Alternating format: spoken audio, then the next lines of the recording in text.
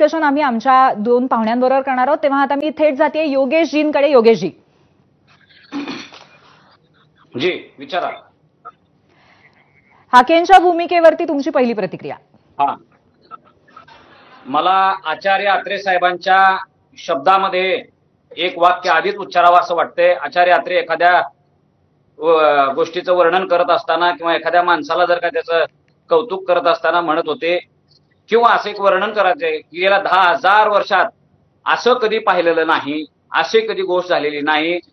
मला हाकेंच्या बाबतीत आचार्य अत्रेंच्या शब्दात म्हणायचं आहे की गेल्या 10,000 वर्षात अशी पैदास जन्माला आलेली नाही जो स्वतःच्या बाप म्हणजे दुसऱ्याच्या बापासाठी स्वतःच्या मिशा काढून महाराष्ट्रात वावळत फिरतोय। मराठा समाजाची भूमिका न समजून घेता ते काहीही बरळत फिरायला लागलेले आहेत।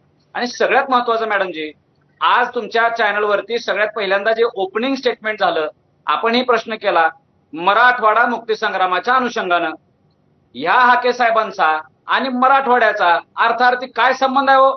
याला मराठवाड्यातल्या मराठ्यांनी, ओबीसींनी, दलितांनी किती त्रास सहन केलाय। ह्या दिवस ह्या हाकेला काय माहित आहे, बाळांची नव्हती दुसरी आणि दाई छाती बडवून घ्यायलेली असते, असा प्रकार ह्या हाकेंचा झालेला आहे। योगेशजी, तुमच्याकडे येते मी परत। ऐका मॅडमजी, माझी विनंती आहे प्लीज। आम्ही मराठवाड्याच्या साठी रक्त सांडलेली माणसं आहे।